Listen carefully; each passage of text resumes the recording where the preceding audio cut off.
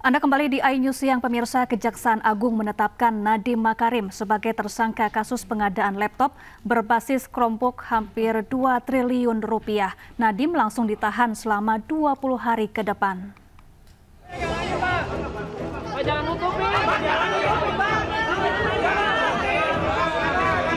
Kejaksaan Agung menetapkan Nadiem Makarim sebagai tersangka dugaan korupsi pengadaan laptop berbasis Chromebook. Mantan Mendikbudristek ini langsung ditahan selama 20 hari ke depan. Nadiem ditetapkan sebagai tersangka usai menjalani pemeriksaan selama 9 jam. Penetapan ini usai Kejagung menemukan alat bukti yang cukup. Usai ditetapkan sebagai tersangka, Nadiem Makarim menegaskan dirinya bekerja atas dasar integritas dan kejujuran. Allah akan mengetahui kebenaran.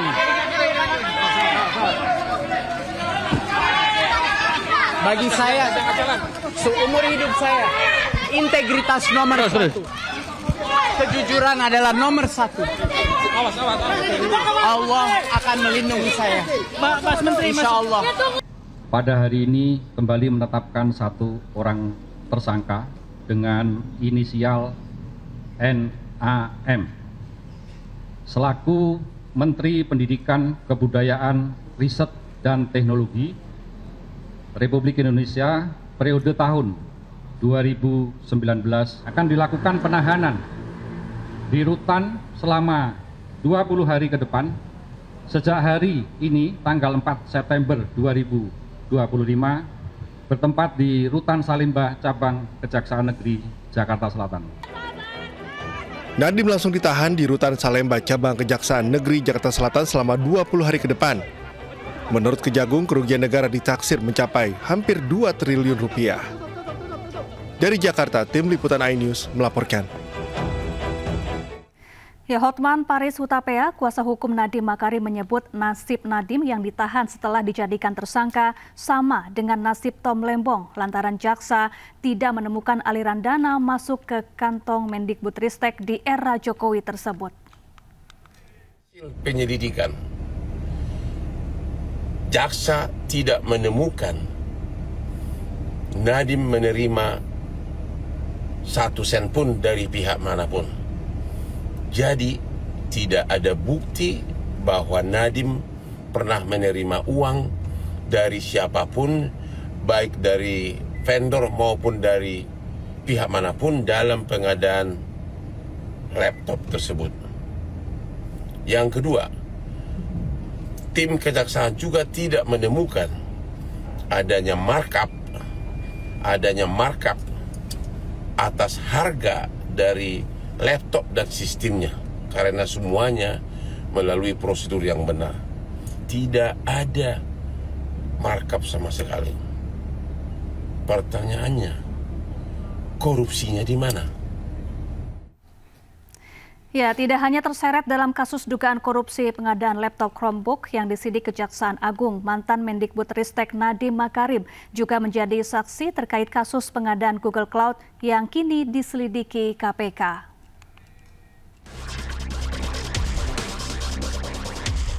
Nama Nadiem Makarim terseret dalam dugaan korupsi pengadaan laptop di Kemendikbudristek saat ia menjabat sebagai Menteri periode 2019 hingga 2022. Kejaksaan Agung juga mencegah Nadiem ke luar negeri selama 6 bulan sejak 19 Juni 2025. Kejaksaan Agung juga menggeledah kantor Gotoh. Kantor yang didirikan oleh Nadiem itu digeledah untuk menemukan informasi terkait kasus yang menjerat Nadiem. Jejak Nadiem Makarim dalam kasus ini sebelumnya tercium sejak Kejagung memeriksa 3 orang mantan staf khususnya. 3 staf khusus Nadiem yang diperiksa yaitu Fiona Handayani, Ibrahim Arif, dan Juristan. Kerugian negara akibat kasus pengadaan laptop ini mencapai 9,9 triliun rupiah. Tidak hanya dalam kasus dugaan korupsi pengadaan laptop yang disidik Kejaksaan Agung, Nadiem Makarim juga menjadi saksi terkait pengadaan Google Cloud di Kemendikbudristek yang diselidiki KPK. Dalam kasus ini, Nadiem pun telah diperiksa pada 7 Agustus lalu. Juru bicara KPK Budi Prasetyo menyebut kasus terjadi saat COVID-19 lalu. Tim Liputan iNews melaporkan. Pemirsa, terdapat sejumlah menteri era Presiden ke-7 RI Joko Widodo yang terjerat kasus korupsi. Berikut daftar nama menteri tersebut.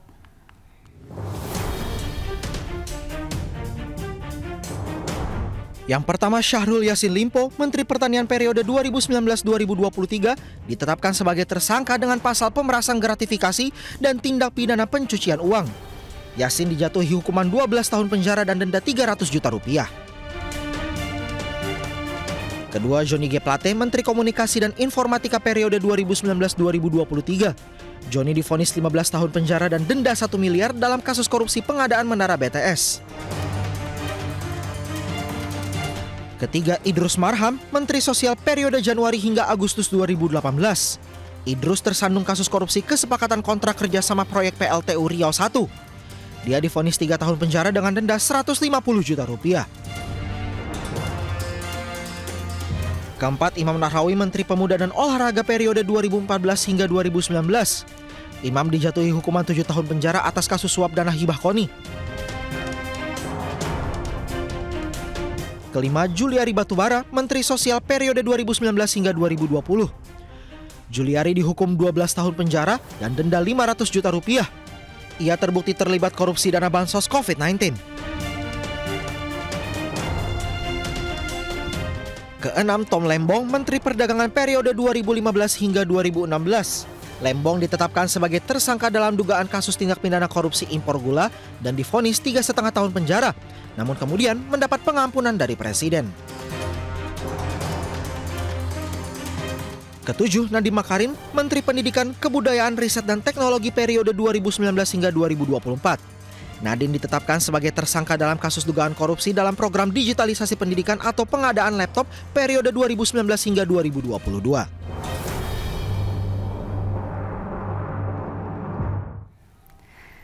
Kita ke informasi lain, pemirsa. Mengenang meninggalnya Afan, ojek online di Solo, Jawa Tengah, tabur bunga dan menyalakan lilin hingga bendera setengah tiang. Sementara itu, ratusan pengemudi ojek online bersama mahasiswa di Batam menggelar doa bersama.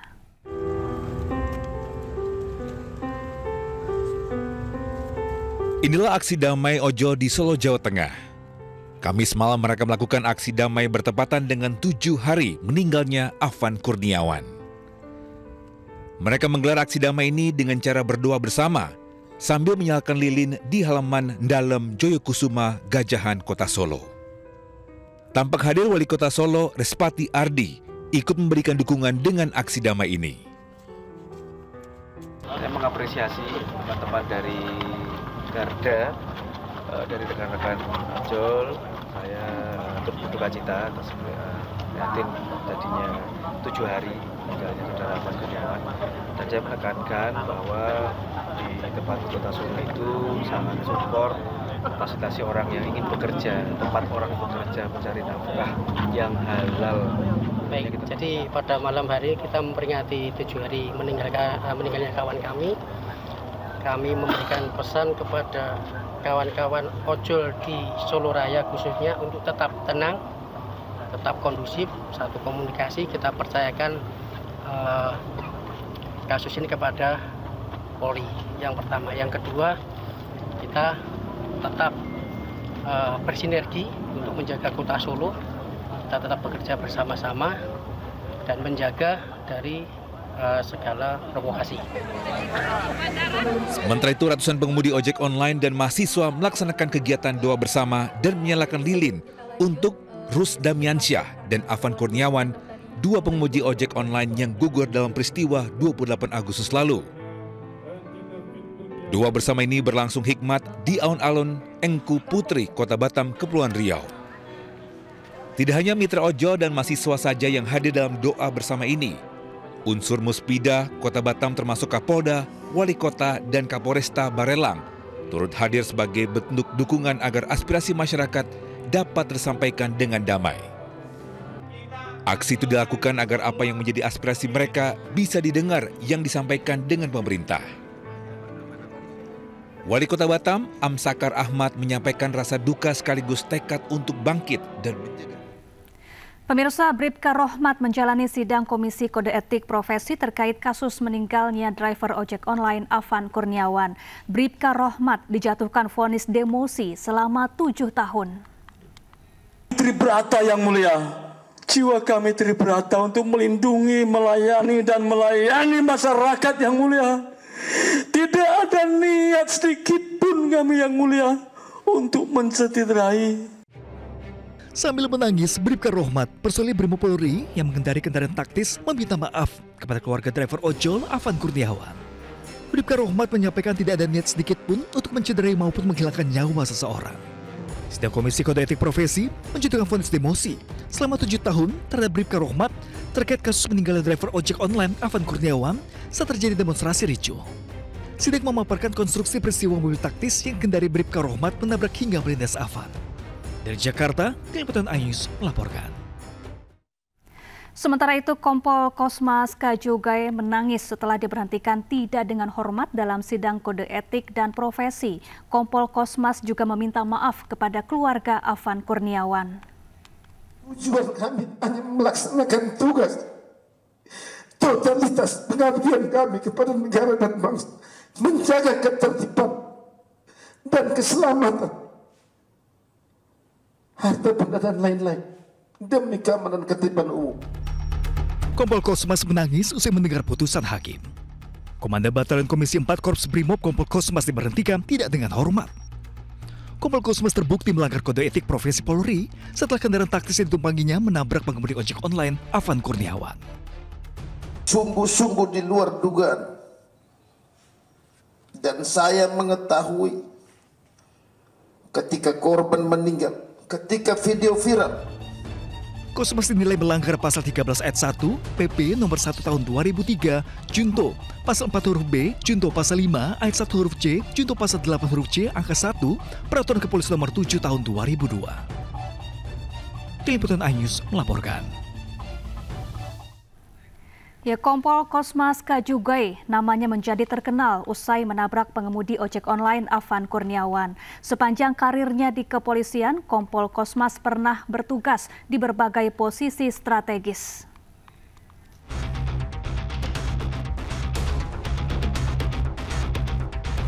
Nama Kompol Kosmas Kajugai belakangan menjadi sorotan usai menabrak pengemudi ojek online Afan Kurniawan hingga tewas. Kompol Kosmas merupakan perwira menengah di Korps Brimob Polri. Sebelum mendapat sanksi diberhentikan tidak dengan hormat, dirinya menjabat sebagai Komandan Batalion C Resimen 4 Pasukan Pelopor Korps Brimob Polda Metro Jaya. Dalam karirnya, Kompol Kosmas pernah bertugas di berbagai posisi strategis, termasuk di Satuan Gegana dan Satuan Latihan Brimob Polri. Ia pernah bertugas sebagai PS Wadan dan Denbang, Satuan Bantuan Teknis Pasukan Gegana Korps Brimob Polri. Kompol Kosmas Kajugai juga pernah menjabat sebagai PSK Kortas Satuan Latihan Korps Brimob Polri. Lalu, ia juga pernah menjabat sebagai Wakil Kepala Subden 1 Dende Korps Brimob Polri. Pemirsa, gelombang tolak pemecatan Kosmas Kajugai penabrak Afan Kurniawan mencuat. Hal ini dinilai dari rekam jejak dan pengabdian yang dilakukan Kompol Kosmas untuk negara. Dilansir dari laman change.org, hingga Jumat siang pukul 11:20 sebanyak 166.928 orang menandatangani petisi penolakan pemecatan Kompol Kosmas Kajugai. Petisi tersebut digagas oleh Mercy Jacinta yang mengatasnamakan masyarakat Ngada, Flores, NTT, dan para pendukung keadilan. Petisi ini dibuat sebagai bentuk penolakan terhadap keputusan pemecatan tidak dengan hormat yang dijatuhkan kepada Kompol Kosmas. Petisi ini ditujukan kepada Kapolri, Komisi Kode Etik dan Profesi Polri, serta pimpinan DPR. Masyarakat menilai pemecatan ini dinilai tidak proporsional dibandingkan dengan rekam jejak panjang pengabdian dan jasa-jasanya bagi bangsa dan negara. Terima kasih. Sebelumnya, Div Propam Polri menetapkan pelanggaran berat dan sedang bagi 7 personel Brimob dalam kasus meninggalnya pengemudi ojek online Afan Kurniawan. 2 personel Brimob melakukan pelanggaran berat, sementara 5 personel Brimob lainnya dikenakan pelanggaran sedang.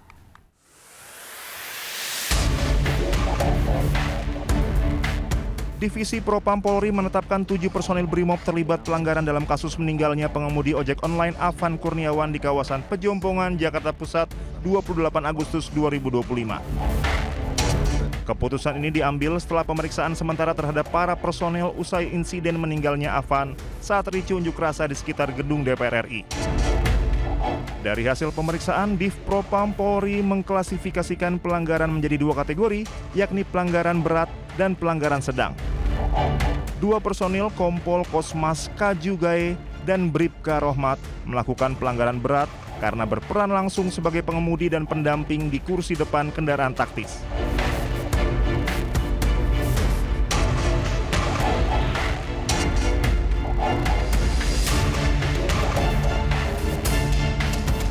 Sementara 5 personel yang dikenakan pelanggaran sedang adalah Aibda M. Rohyani, Bribtu Danang, Bribtu Mardin, Baraka Jana Edi, dan Baraka Yohanes David. Mereka dinilai tidak memiliki kendali atas laju kendaraan namun tetap berkewajiban mematuhi prosedur operasional di lapangan.